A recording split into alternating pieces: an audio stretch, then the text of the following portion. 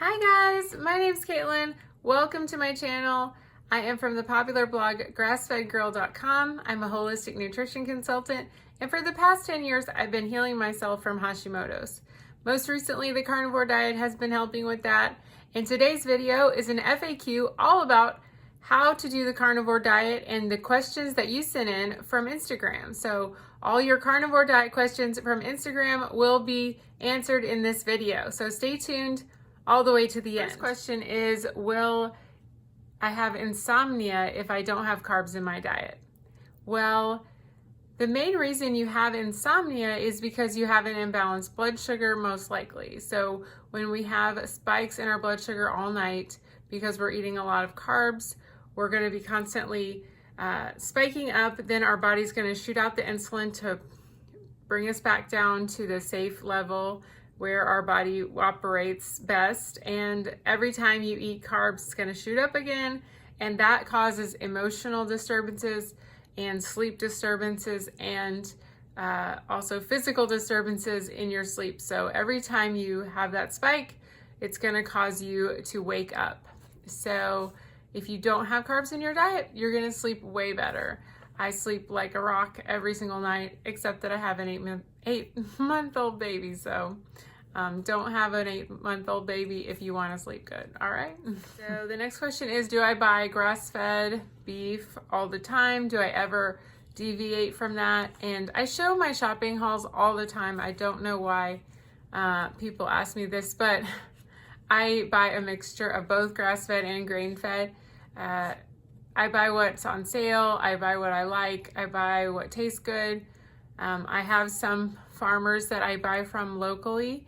I like certain things to be grain-fed and certain things to be grass-fed. So I like both. And if you think about it, all beef is grass-fed for the majority of its life. And then it's grain-fed for the last part of its life before it goes to slaughter. So that is why you can say that pretty much everything is grass-fed for most of its life, but then the grain feeding makes it fat at the end, and that is a preferred taste for a lot of people, especially carnivores. I used to only buy grass-fed because I thought that I was reacting to the grain-fed, but I've healed so much eating more grain-fed that I'm kind of in the middle on this issue. So yeah, I've had my name of my blog and my website and everything for many, many years, and I was paleo for many years before that. So that is why it's called Grass-Fed Girl.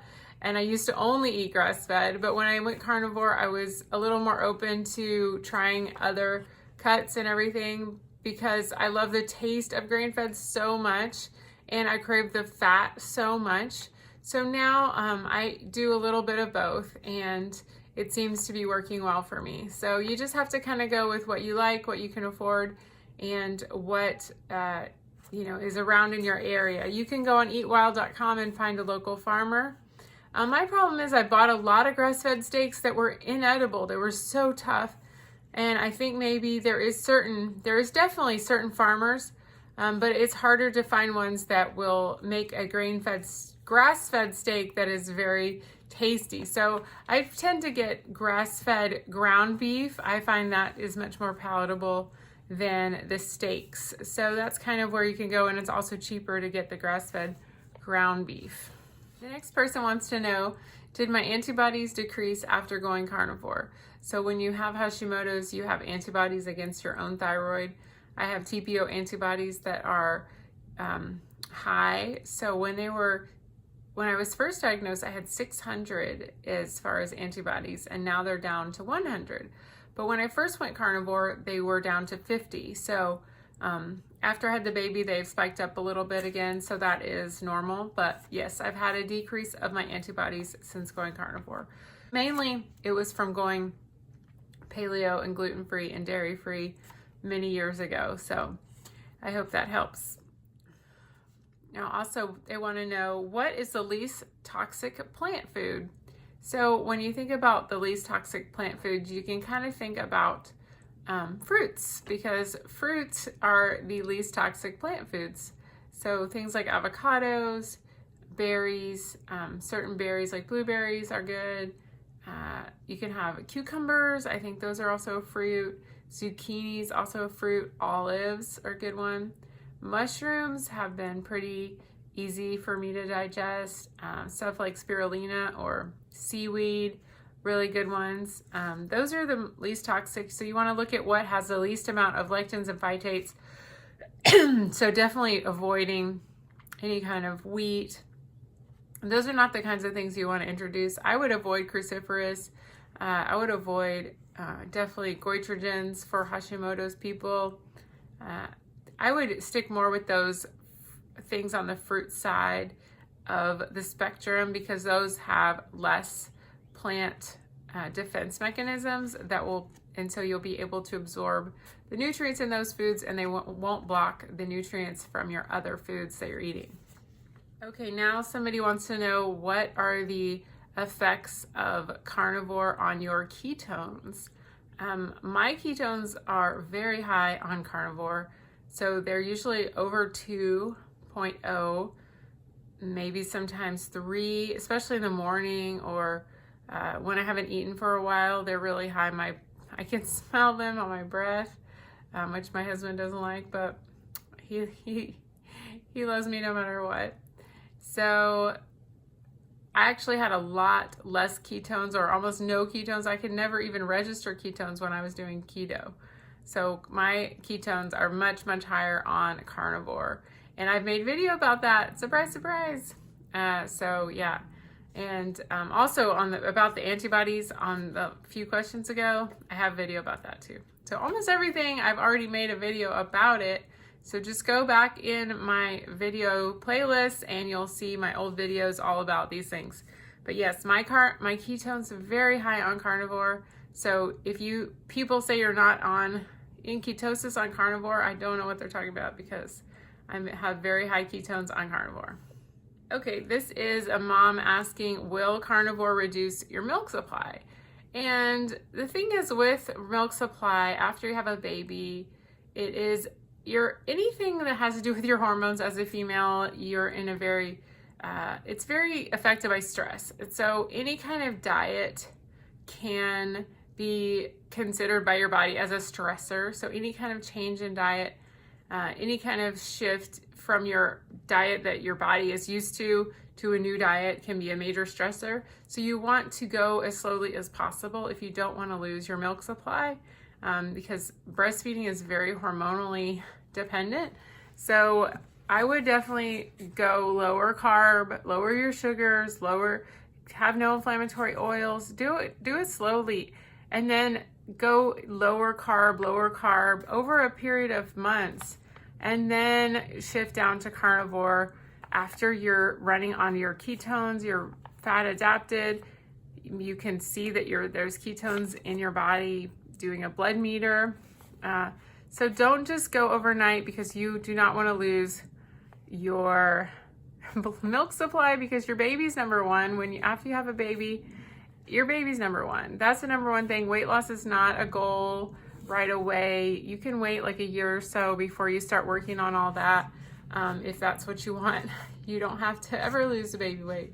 But yeah, put the baby first, put the baby's health first, and your own health first, and go slowly. Just try to eat a healthier diet. She said in the question that she's eating a standard American diet. Well, just start slow. Cut out the seed oils. Cut out cut out vegetables. Just go super low. Go lower carb, and cut out your sugars and cut out your bread.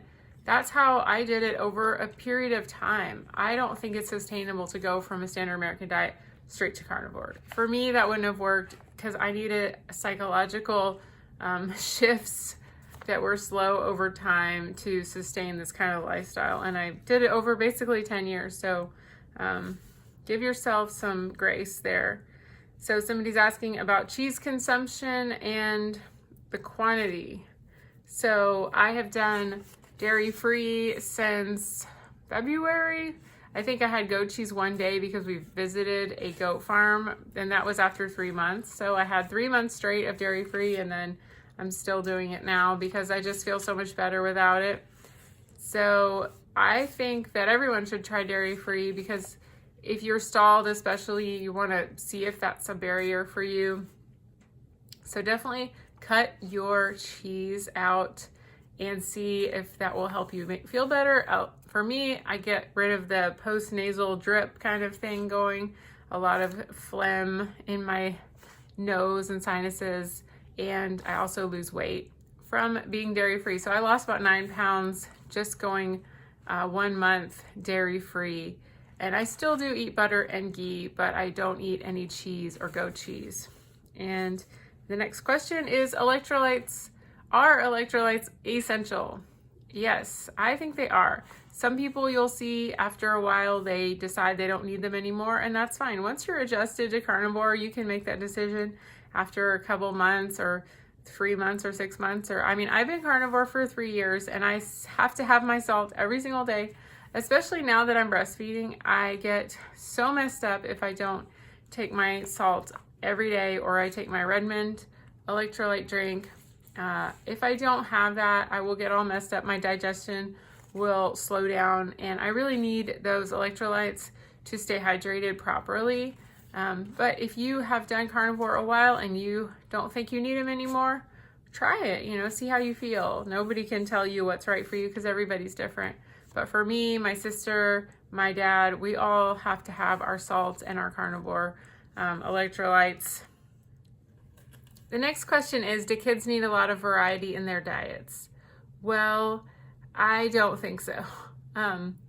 Absolutely not. I think that, feeding kids from an ancestral template is number one. I think you should feed them pretty much like you feed yourself. Maybe they're going to be more insulin sensitive than maybe a 40-year-old adult, something like that. Then maybe you can feed them a little more fruit, and maybe they don't have all the food sensitivities that a stressed out older person would have. So maybe you could feed them nuts and things that maybe you don't tolerate anymore. But I think that as long as you're feeding them real whole foods, that's a good place to start. With my baby, I've been feeding him a lot of things that I eat. So a lot of meat, eggs. I've tried some goat yogurt. I've tried regular dairy. Doesn't seem like I've seen some skin issues come up when he ate regular dairy. I might try some raw milk in the future. Definitely gonna try some more goat products. And mainly I just feed him from the table, whatever we're eating. I just feed him smaller pieces, or maybe I chew it up. He's almost 9 months now. So yeah, that's been going really well. I think meat and fruit is pretty much the main things I'm gonna feed him. And then like the other day, he had a little piece of broccoli, and he was playing around with it. Food before 1 is just for fun. So his main sustenance is breast milk. He feeds many, many times a day, all through the night, all through the day. So that's going to be his main source of nutrition. And I keep my breast milk really good by eating a lot of meat and fat, butter, eggs. And so I have no problem with my supply. So that's mainly what he eats. And then after that, I'm just going to feed him meat. And then if I have some vegetables that are cooked, if my husband has some vegetables, my husband eats keto also, so we'll feed him some of those, but I'm not gonna push it. I'm not gonna try to expand and have 1,000 things. He's definitely tried more fruit because it's just easily available. It's easily ready. He's had cantaloupe, watermelon, blueberries, all different fruits, kiwi, but I just have him have a couple bites, and mostly he eats meat or eggs. So I hope that answers your question. All right, so the last question is about liver congestion. A lot of people are worried about, is too much meat gonna hurt my liver or my kidneys? And, I think the main thing that people are really asking here is maybe they read something. If you Google, will keto hurt my liver or my kidneys, you probably will find some varying information. But the main thing to understand is the big crisis we have right now with kidneys and liver is that people are very unhealthy. They're mostly, in our country, is over 50% pre-diabetic or diabetic. And those are the conditions that are going to hurt your kidney and your liver long term. So getting your blood sugar under control is going to help the health of your kidneys and your liver so much more than anything else. Avoiding sugar, avoiding refined oils like canola, corn, soybean, those are going to be first steps for your liver and kidney health. Now, if you're having trouble, a lot of people do have trouble on carnivore with their electrolytes, and that can sometimes skew your liver enzymes on tests. So make sure you're having a lot of electrolytes. Get a special electrolyte drink. I like the Redmond. If you're concerned or if you have had some kidney issues, and just tweak it a little bit. Go up and down with your electrolytes, go up and down with your carbs a little bit, and just experiment and see how you feel, see how it affects your labs. But don't throw the baby out with the bathwater. You're on the right track. You want to get your blood sugar under control, and that is going to help your kidneys and your liver last so much longer, work the way they should, normalize, heal yourself, lower your inflammation, and you're going to be on the right track for long-term health. So just keep that in mind. All of this fatty liver, these kidney problems, that did not pop up until people started eating a ton of processed foods, a ton of high carb foods, sugar, vegetable oils. So if you just back off of those, you're going to start to see your body working the way it should and the way nature intended. So I hope this video has been helpful. Please get my carnivore ebook. It can help you on the right track with getting started with carnivore. It has 182 pages, 42 FAQs, 2 weeks of meal plans, an eating out meal plan, and eating at home meal plan. It can help you so much getting started on the right foot on the carnivore diet without tracking or without starving or fasting. It can help you so much. So please get it carnivore30.info. Please subscribe to my channel, like this video, leave a comment down below of a question you have, and I will answer it in the next FAQ video. Thanks so much for watching. We'll see you next time. Bye-bye.